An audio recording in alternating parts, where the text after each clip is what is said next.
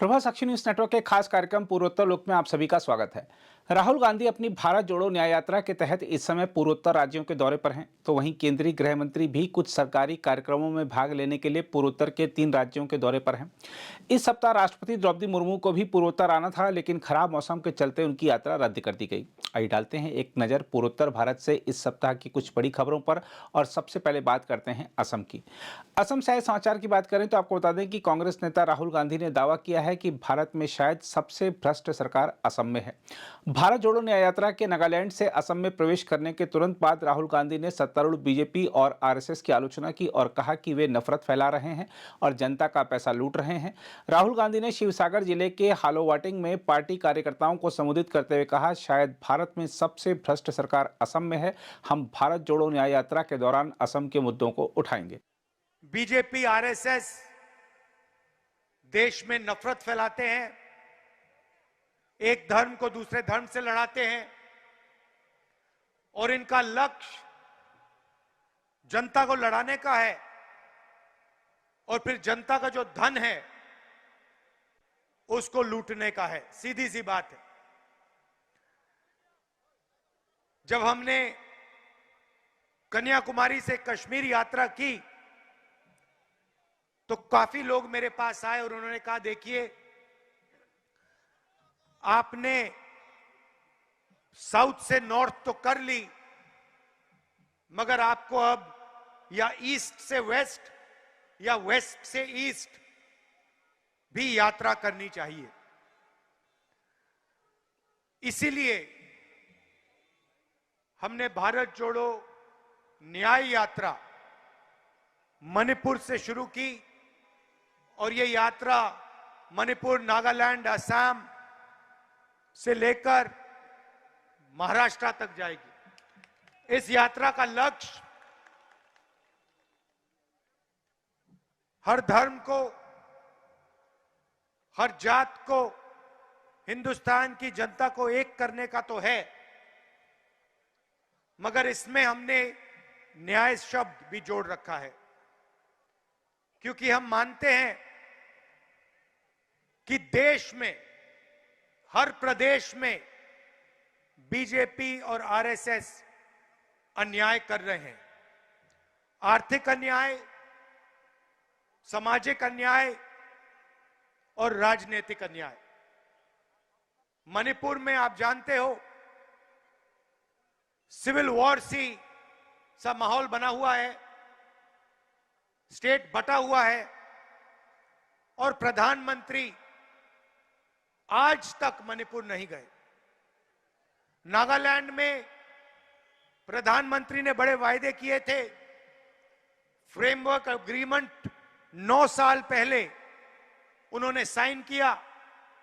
नागालैंड के लोग आज पूछ रहे हैं कि फ्रेमवर्क एग्रीमेंट का क्या हुआ, जो प्रधानमंत्री का वायदा था उसका क्या हुआ। ऐसी ही चीजें असम में भी हो रही हैं। शायद हिंदुस्तान की सबसे भ्रष्ट सरकार असम में चलती है। आप लोग जानते हो क्या हो रहा है असम में, और आपके जो मुद्दे हैं इनको हम भारत जोड़ो न्याय यात्रा के माध्यम से उठाएंगे। मैं आज नागालैंड के पीसीसी प्रेसिडेंट और हमारी नागालैंड की टीम को दिल से धन्यवाद करना चाहता हूं। आपने यात्रा को बहुत अच्छी तरीके से नागालैंड में चलाया, बहुत अच्छा रिस्पांस मिला और अब मुझे लगता है कि असम में वैसा ही रिस्पांस, बहुत गहरा प्यार भरा रिस्पांस हमें मिलेगा। आपने शंकर देव जी की बात की। ये यात्रा शंकर देव जी की विचारधारा की यात्रा है। जो उन्होंने कहा और जो असम का इतिहास है, हिस्ट्री है, उसी को हम फिर से दोहरा रहे हैं। शंकर देव जी ने आपको रास्ता दिखाया था, सबको जोड़ने का काम किया था, अन्याय के खिलाफ लड़ाई लड़ी थी। उसी प्रकार से, उसी रास्ते पर भारत जोड़ो न्याय यात्रा चलने जा रही है। मणिपुर से आए समाचारों की बात करें तो आपको बता दें कि राज्य के थौबल जिले में बंदूकधारियों ने सुरक्षा बलों पर गोलीबारी की, जिसमें सीमा सुरक्षा बल के कम से कम 3 जवान घायल हो गए हैं। पुलिस ने यह जानकारी दी है। पुलिस ने एक बयान में बताया है कि बुधवार देर रात भीड़ में से कुछ बंदूकधारियों ने थौबल पुलिस मुख्यालय में तोड़फोड़ करने का प्रयास किया और सुरक्षा कर्मियों पर गोलीबारी की। बयान के अनुसार उग्र भीड़ ने थौबल जिले के खंगाबोक में 3री भारतीय रिजर्व बटालियन को निशाना बनाया। सुरक्षा बलों ने जवाबी कार्रवाई करते हुए उन्हें खदेड़ दिया। इसके अलावा मणिपुर के तेंगनोपल जिले में मोरह में राज्य सुरक्षा बलों और उग्रवादियों के बीच गोलीबारी में बुधवार शाम एक और सुरक्षाकर्मी की गोली लगने से मौत के बाद मृतकों की संख्या 2 हो गई है। अधिकारियों ने यह जानकारी दी। अधिकारियों ने बताया कि मृतक की पहचान इम्फाल पश्चिम जिले के लमशांग के तखेलवम सेलेशवोर के रूप में की गई है। मिजोरम से आए समाचार की बात करें तो आपको बता दें कि राज्य के पूर्व मुख्यमंत्री जोरमथांगा ने कहा है कि वह 80 वर्ष का हो जाने के कारण जल्दी ही सक्रिय राजनीति से संन्यास ले लेंगे।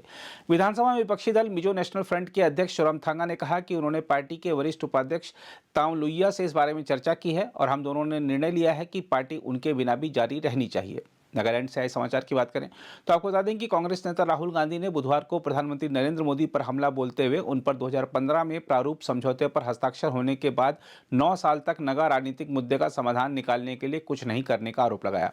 नागालैंड के मोको कचुंग शहर में भारत जोड़ो न्याय यात्रा के दौरान एक सार्वजनिक रैली को संबोधित करते हुए राहुल गांधी ने कहा कि नगा लोगों के विश्वास के बिना और उनके साथ चर्चा के बिना समस्या का समाधान नहीं निकाला जा सकता।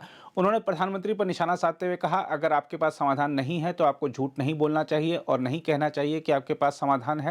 उन्होंने कहा, आप कह सकते हैं कि हमें समाधान की दिशा में काम करना होगा और हम समाधान की दिशा में काम करेंगे, लेकिन आपको नगा लोगों से झूठ नहीं बोलना चाहिए। उन्होंने कहा कि कांग्रेस समझती है कि मामला गंभीर है और इसका समाधान जरूरी है। प्रारूप समझौते का जिक्र करते हुए कांग्रेस के पूर्व अध्यक्ष ने कहा, प्रधानमंत्री ने 9 साल पहले जो वादा किया था वह नगा लोगों के लिए खोखला वादा था। राहुल गांधी ने कहा कि उनकी पार्टी दशकों पुराने नगा राजनीतिक मुद्दे के समाधान के लिए प्रतिबद्ध है। हम आपको बता दें कि नगा विद्रोह 1947 में शुरू हुआ था। दशकों पुरानी समस्या का समाधान तलाशने के लिए केंद्र 1997 से NSCN-IM और 2017 से कम 7 समूहों के नगा नेशनल पॉलिटिकल ग्रुप की कार्य समिति के साथ अलग अलग बातचीत कर रहा है। नरेंद्र मोदी के नेतृत्व वाली सरकार ने 2015 में NSCN-IM के साथ एक प्रारूप समझौते पर हस्ताक्षर किए और 2017 में NNPG के साथ स्थिति पर सहमति जताई। हालांकि NSCN-IM के नगा के लिए अलग ध्वज और संविधान की मांग पर अड़े रहने के कारण अंतिम समाधान अभी तक नहीं निकल सका है। अगर आप भी लेना चाहते हैं देश दुनिया की तमाम जानकारी तो आज ही सब्सक्राइब करें हमारे चैनल को। साथ ही नीचे दिए बेल आइकन को जरूर दबाएं ताकि हर अपडेट आप तक पहुंच सके।